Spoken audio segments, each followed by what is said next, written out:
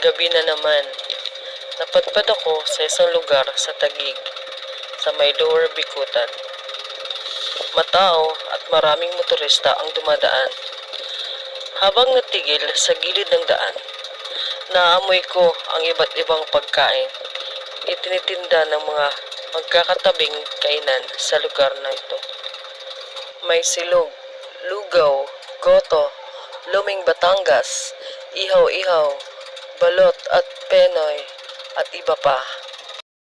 Ang pagkain ito ang nagsisilbing lunas sa kumakalam na tiyan para bumangon at lumaban sa panibagong bukas.